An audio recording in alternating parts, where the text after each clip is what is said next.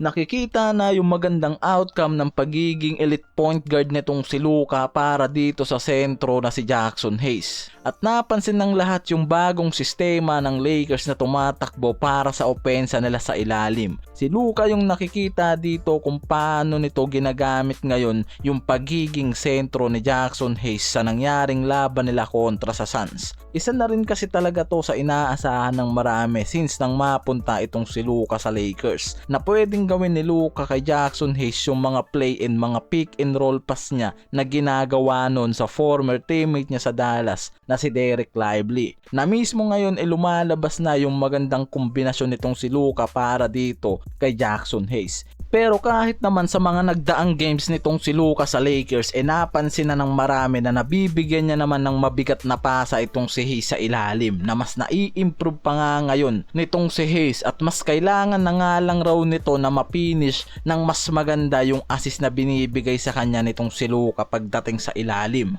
Sa nangyaring laban nila kontra sa Suns, nakita na si Luka ay gumawa ng 33 points, 11 rebounds and 8 assists, kasama yung 2 steals while shooting 13 of 14 from the free throw line. Samantalang itong si Hayes, after ng pagbabalik nito mula sa injury niya kontra sa Boston at 3 games ang na-miss, mas naging komportable nga ito ngayon sa kanyang pagbabalik dahil kontra sa Suns nag-create to ng malaking impact mula sa opensa at depensa sa ilalim. Mula sa 9.6 rebounds and 3 assists while shooting 8 of 10 from the field. Nakita naman natin na malaki yung naging impact nitong si Luka para ma-attract yung depensa ng opponent team niya, na dahilan kung bakit nakakakuha ng mas maluwag na opensa mula sa outside shot and of course nabibigyan ng mas magandang opensa sa ilalim yung mga teammate niya, dahil kita natin na nagiging attraction yung pagiging point guard nitong si Luka and eventually kaya rin itong gumawa ng puntos, na nakikita natin na nagiging perfecto itong si Luka ngayon sa Lakers,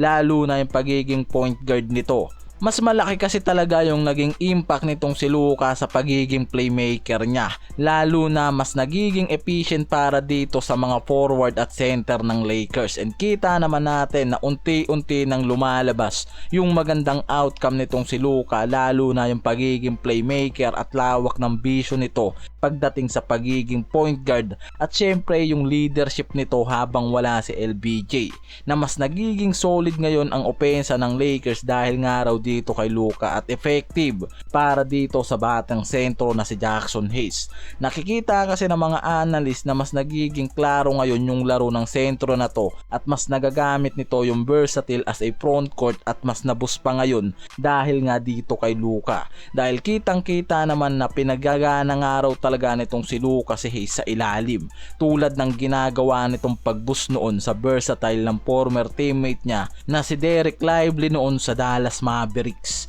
After ng naging laban na yan ng Lakers kontra sa Suns at naputol ng mga to yung for losing streak nila, pinupuri nitong si Hayes yung pagiging point guard nitong si Luka ngayon sa Lakers, at sinabi pa nito na isa itong si Luka sa pinakamahusay na point guard sa NBA League. Yan mismo yung sinabi nitong si Hayes, at naniniwala nga to na malaki yung maitutulong sa kanya nitong si Luka para mabigyan pa siya ng mas magandang opensa sa ilalim at mabigyan siya ng mas malaking contribution para sa opensa at depensa dito sa Lakers. Matagal na rin kasi pala talagang gustong makasama nitong si Hayes itong si Luka sa isang team, na parang natupad nga raw ngayon yung pangarap nitong si Hayes. Sa unang laro nitong si Luka kasama si Hayes sa nangyaring laban nila sa Utah Jazz, meron si Hayes na 12 points, na nakita na nga raw dito yung magandang connection ng dalawang to, at ngayon nga lumitaw talaga na malaki yung posibilidad na mas maging maganda pa yung impact nitong si Hayes